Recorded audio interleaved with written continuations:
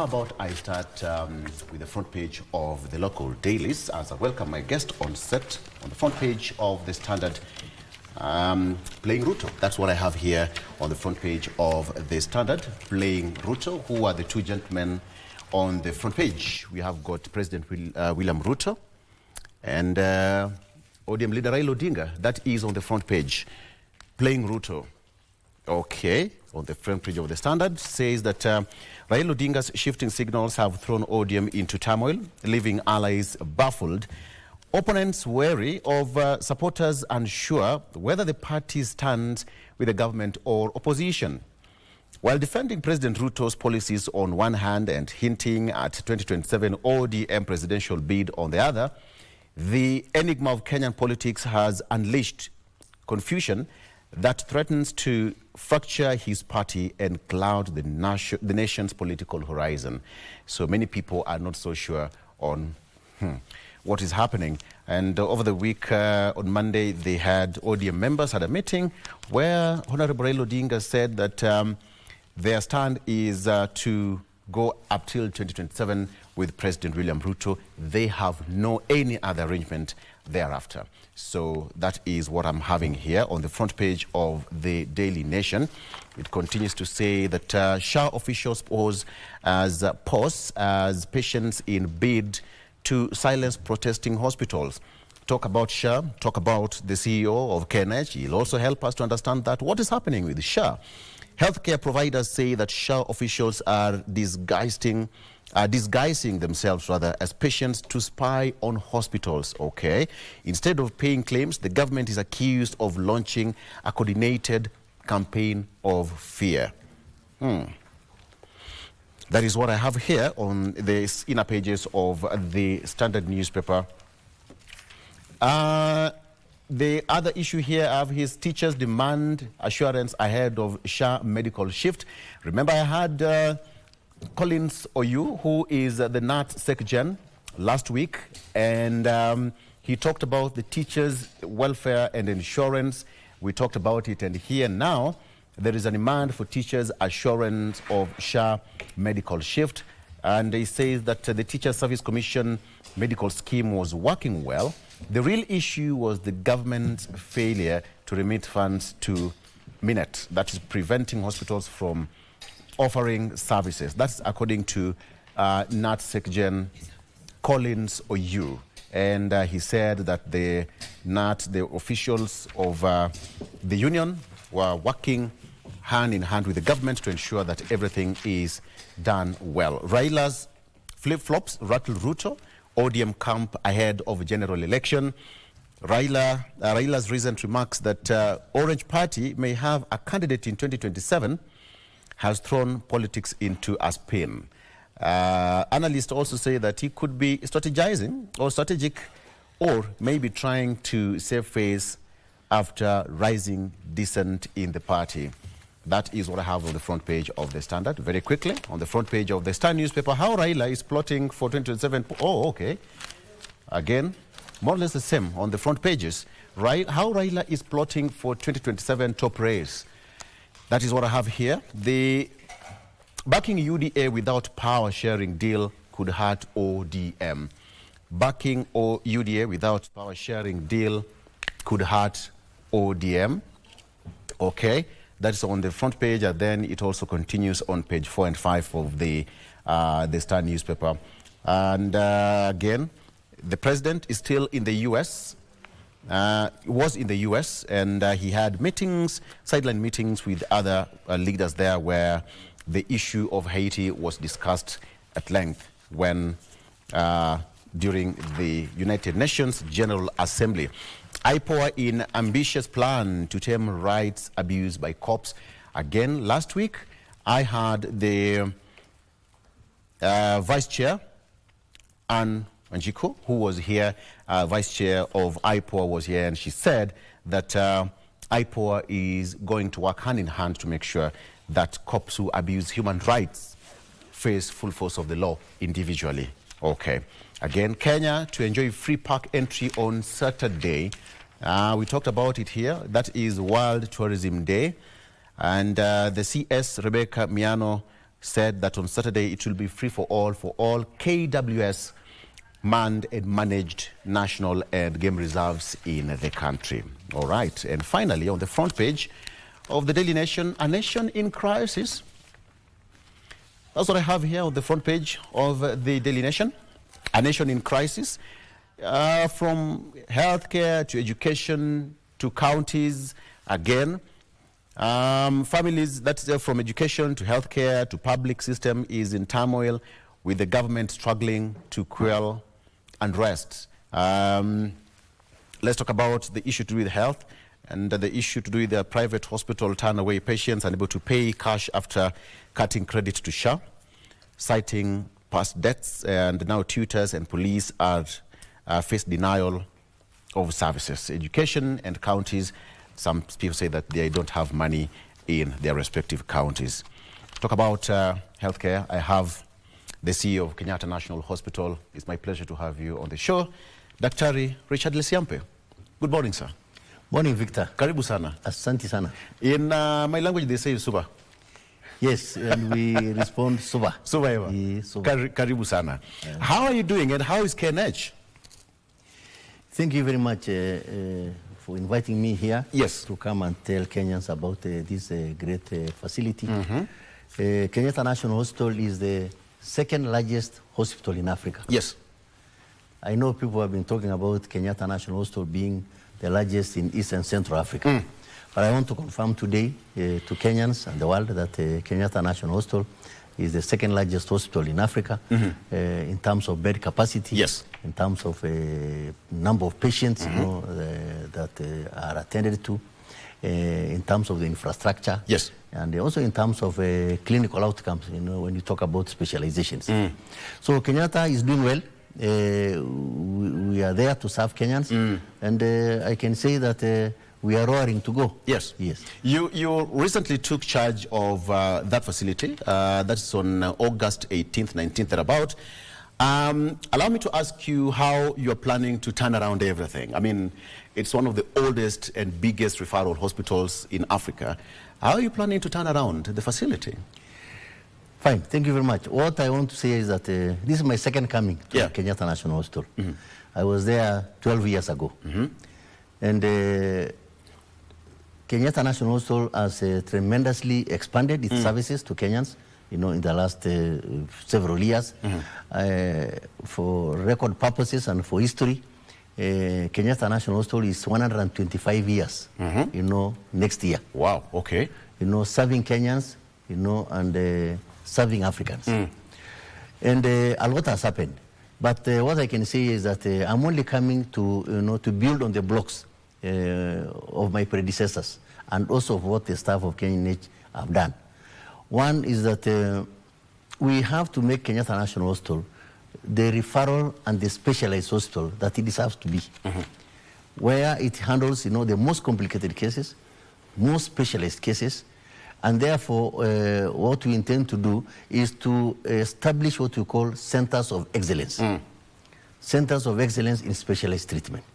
And for example, now we have identified about 30 centers of excellence, and we want to focus probably on the first 15. And we are looking at specialties or conditions that cannot be managed in any other referral facility or any other hospital in the country, or even sometimes conditions that cannot, that we refer our Kenyans to go probably outside this nation. For example, we are seeing that issues of bone marrow transplants. We want really to go into bone marrow transplants. This is a disease or a condition that is caused by sickle cell. And this is very prevalent in Western Kenya, Nyanza, and also parts of West Africa. And no bone marrow transplant is done in Africa, in Kenya in particular. And we are saying that we want to have Kenyatta National Hospital doing this. We are also saying that we need also to go into liver transplants. This is also not done in our country. We also have other conditions, particular intravascular, or less invasive, surgeries, specialized surgeries. We have done several. For example, I think we have done some very, very, high-level specialized, heart conditions or heart surgeries, almost 1,000 of them so far. Yeah. And we want actually to penetrate further, and go into these areas. So the point here is that we want to go specialization. We want to go super specialties to handle conditions that cannot be handled anywhere, within our region, and even probably, not being handled in Africa. And we have the capacity with the University of Nairobi, and other, great institutions within our country, Cambridge included, which are research institutions. We can indeed, build our capacities and our specialties, to a point whereby we can actually handle probably any human disease, that can confront us as a country. Is KNH able to sustain itself financially when you talk about some of the changes and how you want to upgrade the hospital? Yeah, the point of sustainability is a challenge, not only to KNH. Healthcare is very expensive. Sure. Management of diseases not very easy. And therefore, it's actually a challenge to every country. And the KNH included, we are saying that we have those challenges of sustainability, but we also have huge opportunities, to actually, mobilize resources for ourselves. For example, when it comes to areas of research, there is a lot of funding, in research, particularly in healthcare. And therefore, we are saying that it is possible for us really to sustain some of our engagements, some of our operations, and even procedures with the support of research, and also with the support of our national government. The other thing is that we also have opportunities not to generate revenues internally. Yes. I think last financial year, KNH generated about 9.8 billion. In terms of target? No. In fact, actually above target by around almost by 50%. And we are saying that with the expansion of services, with the more specializations, we have the potential to actually go up to 15 billion, in the next financial year. So the point here is that it is important not only even to look at the issue of revenues, but to see how do we actually reduce the disease burden in our country? How do we have access, of Kenyans to our services? How do we expand healthcare services? And I think that's actually very important and very paramount. Yeah. And therefore, what I can say is that we have huge opportunities, to get the resources. We also have, quite a number of partners, local and international partners who have always been very handy to come and support Kenyatta National Hospital.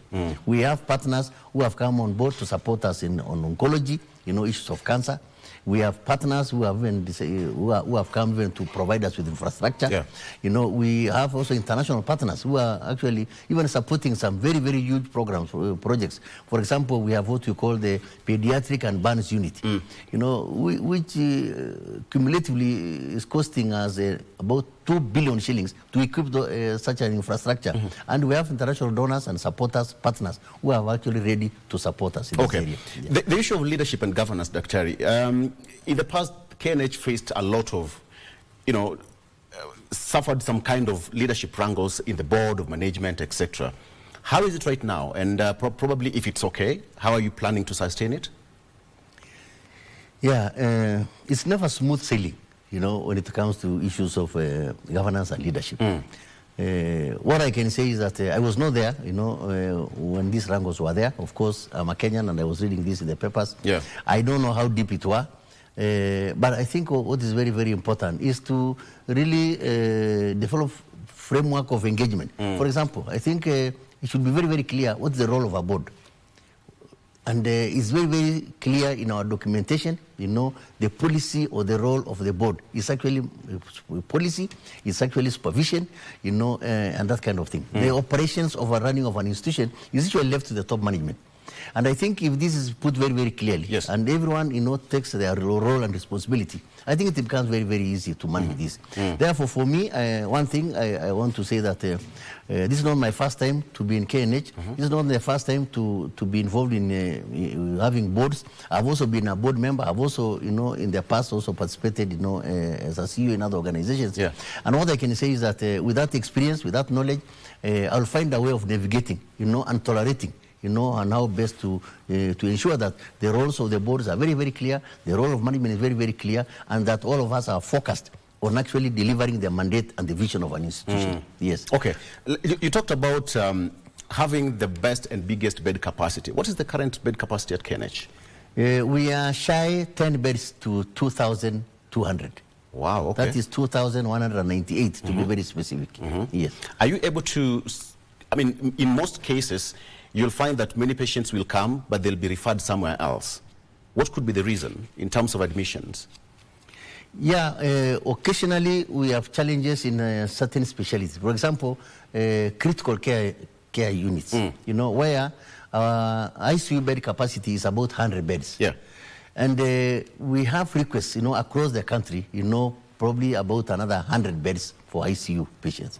And therefore, that's one of the challenges we have, and that's why sometimes we turn back patients, you know, who require ICU management. However, we are now putting in a strategy to ensure that we have almost, in fact, being a 2,000-bed hospital, we are required to have at least 250 ICU beds.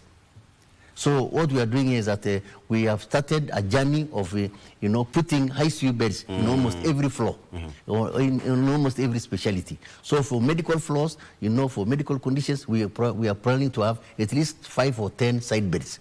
You know, for surgicals, we are planning to have another 5 or 10 beds. So that at the end of the day, we are going to have probably about 250 ICU beds, you know, to manage, you know, the requirements of our nation. Yeah. The only thing is that it also requires, you know, substantial resources. One, the cost of an ICU bed. You can't get an ICU bed which is less than 5 million shillings, you know, one bed, because of what it's expected to do. But similarly, you also require, you know, staff, you know, particularly nursing. You know, nurses, you need one nurse to a bed, yes, particularly for critical patients. But sometimes you can also have 2 nurses for 3 beds. So what we are saying is that we have to have a plan for the next 5 to 10 years on how we can actually, you know, expand our critical care.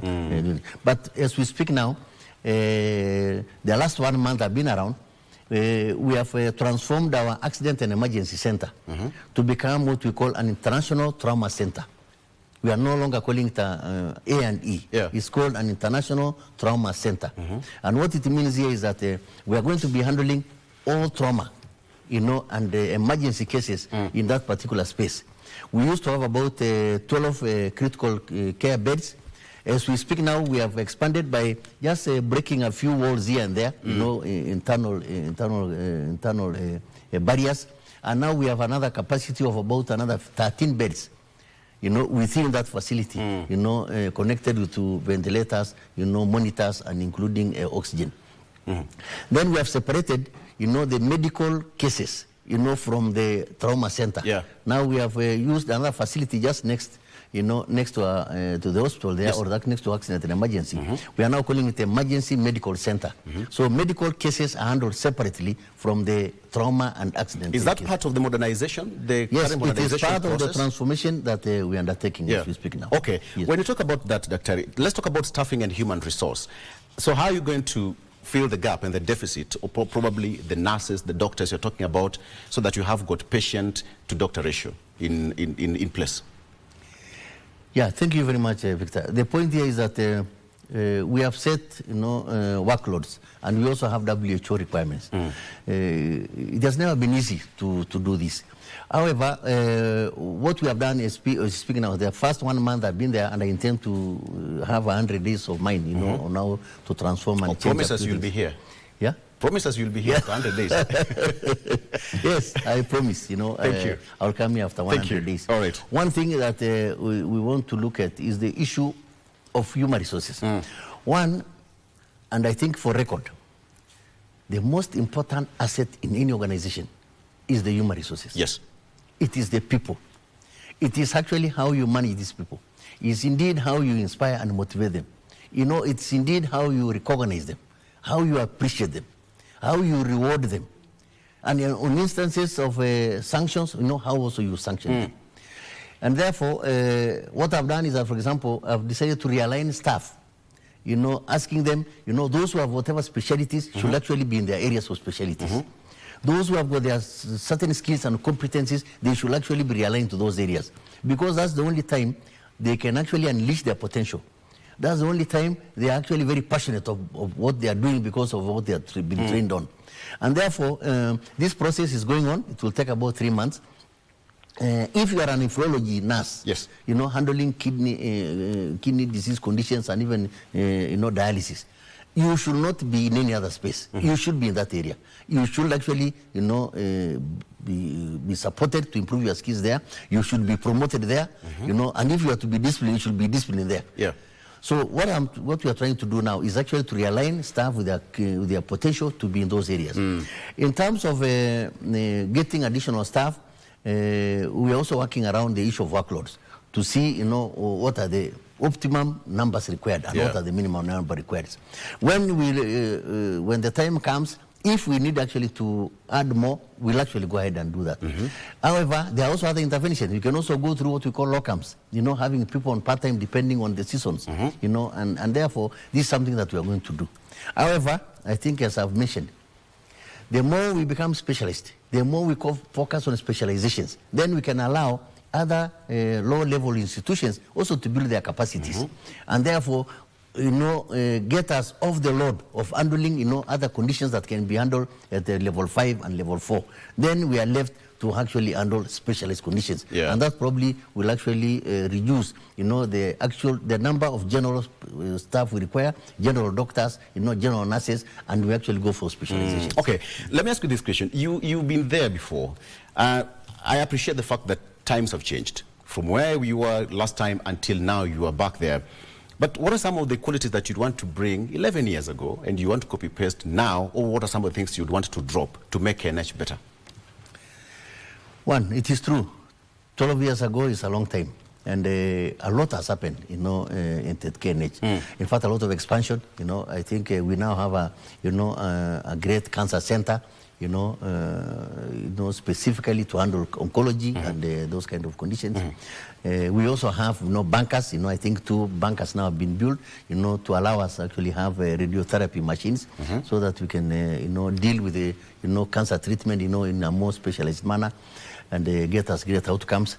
You know, a lot has happened. Yes. I think for me, what I can say, and this does not change at any other time, is indeed to see how best we can actually inspire and motivate our staff. The issue is employees. The most important assets are the employees. If these individuals can actually be given an amiable, you know, conducive working environment, you know, provided with the instruments and the equipment that they need, those guys can turn around the institution. It has nothing to do even with me. And therefore, my focus will be to light fire in the souls of our men and women in that institution, not below their feet. And I can tell you for free, they will become innovative. Those actually who are in the clinical areas. Those who are in non-clinical areas will become creative. They will actually be the ones suggesting on how best we can become more efficient. So there are a few things that I wanted to have my staff, for example, you know, pick up. One is the issue of technology. Healthcare, technology in healthcare is transformative. In fact, in some parts of the world now, we are talking about robotics. You know, we are talking about telemedicine. You know, we are talking about, you know, using technology, you know, to undertake, you know, certain, you know, even certain procedures. And therefore, to me, I want to start introducing the issue of telemedicine, introducing issues of robotics, you know, to our staff. And I think I can't do this without necessarily, you know, giving these staff the capacity, building their capacity. You know, we cannot do this without involving the University of Nairobi. You know, we can't do this without involving Cambridge and other institutions and other institutions that can support us. We can't do this without supporting, without getting support from our Minister of Health in our government. And therefore, issues of transformation, particularly when it comes to that. The other thing is that, as I've mentioned, is the issue of getting instruments, getting equipment. We have to have all the necessary equipment. For example, as we speak now, when I was there, I think we got the first LINAC, or LINAC for management of cancer. That machine has served us very well. In fact, with another one called Cobalt, you know, the 2 of them. The cancer burden has increased in our country. And therefore, those 2 machines cannot really help us. So for me, it's now to ensure that we actually get, you know, another 2 LINAC machines for radiotherapy for cancer treatment. Now, the waiting period has been long. So I want to see to it that, you know, with my staff, we can actually cut down the waiting period, that you come in, you know, within a week, you're actually going through radiotherapy. Similarly, on issues of dialysis, I think we have done quite well in that area, but we don't have enough equipment. We are seeing that we need to get additional beds. And I think this can also be done not necessarily by buying them, but even going through placements, issues of leasing. The game changer also at the end of the day in terms of dialysis and kidney condition is actually transplant. Yeah. And I think we have done very well so far. I think we have we have done almost 300 transplants, and we have the capacity now. Actually, in what period of time? Yeah, I think for the last 10 or 15 years or so. Okay. So what we are saying is that we need to build our capacity in transplanting, so that the kidney staff, patients with kidney challenges will actually get transplant, and they can be done in Kenya, not necessarily going out of this country. That will also be a great game changer for us. So I think from where I was last time, I can also tell you for free, Victor, that during my time we also had a very, very challenging situations during the Al-Shabaab, where we used to have, matatus being hit with grenades, right, left, center. I recall I went through 24 disasters, during my 2-year term, in KNH. That's 2010, 2011, 2013. Sanchangwan, remember? I remember. The Sinai fire. Yes. So what I'm saying is that that's why I think I learned from that lesson. And that's why today we are transforming A&E to become an international trauma center, so that we don't go through similar challenges in the past, and today. Doctor, allow me to ask you this question. In the past, we've had cases of insecurity in KNH. Does that really worry you? Some of them are still in court. I just want to leave it at there. But patients, allegedly, losing their lives in the hospitals in unclear circumstances. How are you making sure that the biggest referral hospital is safe for me and you and Wanjiku watching out there? Yes, thank you very much, Victor. Those two incidents were very unfortunate.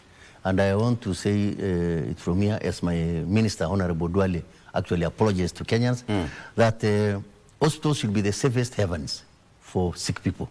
It should not be an environment where we lose lives, and particularly in such brutal manner. And therefore, it worries me as a CEO of KNH. I have 2,000 patients, sleeping there every night. Sometimes about 20,000 coming daily. And therefore, the issue of security is very paramount. In fact, now as you speak, it's actually part of our values, at KNH. Safety and security of our patients and our staff. Yeah. And therefore, we are putting a robust mechanism. One, we have now CCTV cameras all across the hospital. Two, we have also refreshed and retrained some of our security staff. We have some who are employees, and we have others who are actually outsourced.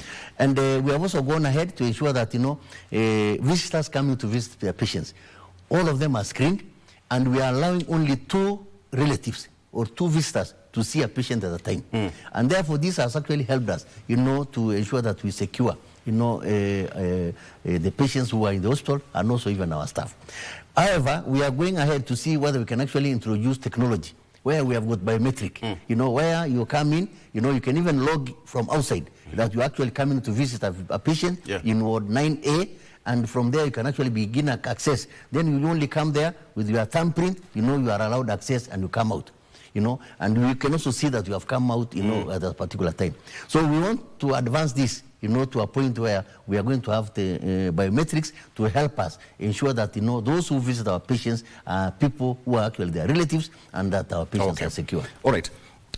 Doctor, again, the issue of SHA, allow me to ask you this. How are you handling SHA? Because we've seen it across patients saying that some of them are not able to be attended, using their SHA cards and all that. Is KNH up to task? Yes, what I can say is that at KNH, let me also start by saying this. Any new system, any new equipment, any new policy, anything that is introduced, in one way or another, has teething problems, has challenges. I'm not here to talk on behalf of the CEO of SHA, because I think she has the opportunity to come and discuss and maybe even explain this further. But what I can say is that being also a Kenyan and being a senior citizen, we have to acknowledge that these challenges could be there. The only thing is that how fast can we confront them? How fast can we overlap these challenges? And therefore, even for us, before I came to KNH, I was actually in Jaramogi Oginga Odinga teaching at the Federal Hospital. And that's where the first time I confronted SHA. And we embraced it. And we actually, established a whole department to manage SHA. a whole department to manage patients who come in to register for SHA. We even went ahead, to have a unit or to have individuals who will actually help, Kenyans to register in the hospital. So that those who cannot even register themselves, we can actually help them on how to register. Are you doing that right now at KNH? I've already arrived here 1 month ago. Yes. I've established a whole department now, managing SHA, with about 12 officers. What is the uptake, the progress? So as we speak now, I think what's very critical here is this. If a patient comes in and they have no SHA, and maybe because of an emergency, you can't deny this patient, treatment. This patient probably cannot even talk. Some of these patients probably have lost even their phones. So what we do is that we admit, we treat, admit, then within 24 hours, we have individual staff now going around to check all patients who are admitted without SHA, now to engage them to see how they can start registering SHA. And I can tell you for free, Victor, is that this has been tremendous. It has given us a lot of leeway, whereby we have reduced, the number of patients without SHA almost about 30%, because of this engagement. So the point here is, in fact, as we speak now, tomorrow, in fact, I'm talking about tomorrow. Yes. I've already established, there was an office space for NHIF, I think on our first floor, a big space there. I've actually, SHA has removed their furniture, they have removed their space there. I'm actually going to establish as a SHA office for all SHA issues, pre-authorization, registration, queries, and everything. And I will have staff, in that area to support these people. One thing is that, let's acknowledge, it has never happened in this country in the past, beside SHA, beside NHIF, to have a situation whereby, patients come and register the same day, and you actually treated the same day. Even NHIF, you have to actually to pay and wait maybe for a month before you can actually access treatment. With SHA, you come there sick, you register, you pay, you actually, serve. And I can tell you for free at Jaramogi, I had very, very serious cases, particularly neurosurgery, brain operations, spine operations through a medical camp. This cost 300,000, 400,000. Patients could come that day, register with SHA 6,000 or 7,000, pay, and they actually undergo a surgery costing 300,000. Do you have the issue of reimbursement? Yes, we do. One thing is that we are being reimbursed, I think on monthly basis, every 14th, 15th of the month, we are getting reimbursed, including last week. In fact, this week, we were also reimbursed. Okay. Yeah, and therefore, the point here is that we might not probably be getting 100% reimbursement, but we are getting something, at the end of the day, that can make us move the next month. Okay. So we believe that, I think progressing well forward is that, if we are going to put in a proper mechanism to ensure that everyone who comes to the hospital is actually registered with the SHA, we are going to provide them with all the services required. Dr. We have 100 days to celebrate, and you've promised that you are going to be here in the next 100 days. We'll give you a chance. But what are you prioritizing in the next 100 days? That is like in 3 months after that. What are you going to block in that period? Yes, I've said several things. One, we are going to establish these centers of excellence in almost every specialization. That we are going to ensure, for example, I think we make sure that before the end of this year, we also conduct a liver transplant at KNH. Historically, it has never happened. Great. Tomorrow, 25th, we have an operation that probably has never been done in the world. That's going to be conducted tomorrow, and I think you have seen it in the media. We have a maxillofacial surgeon, from the University of Nairobi and KNH, who are going to reconstruct a face, the jaws of a 7-year-old boy who was shot at the borders of Isiolo and Meru, where he lost the whole jaw, both of them. And this reconstruction is going to be done tomorrow, whereby it is going to be, implants will be used, I think the whole face will be reconstructed to a point whereby that fellow can actually start, that young man can actually probably go back to school. It's, I think the last time this was done was, I think, in 1895, in the US. This we have already, I think 2 weeks ago, we also brought the press to see it, and our doctors will explain it. In fact, tomorrow we are also going to do that. Okay. So we are saying that every specialty, in fact, for example, I think we are also saying we want to start robotics. We might not do as much, but we can start some basics. We are saying that our trauma center will become the best. We are going to decongest accident and emergency or A&E. There will be no stretchers on the corridors. Give me the 100 days, and I will also take you to KNH to go and see. Thank you. Yes. Doctor, I promise that I'll be there with you. Yes. I promise I'll be there, and Yes. I'll have to witness that. Thank you so much. In the next 100 days, we promise that you'll be here on the same set. We'll talk about it, the achievement. That will be an interesting surgery to be done at KNH. It will be a breakthrough, and we wish you all the best. And even the doctors and the patient, all the best. Thank you so much, Daktari. Thank we you. have to leave it there. But you remember, we want to talk about accountability and audit. And KNH has also faced a lot of audit queries.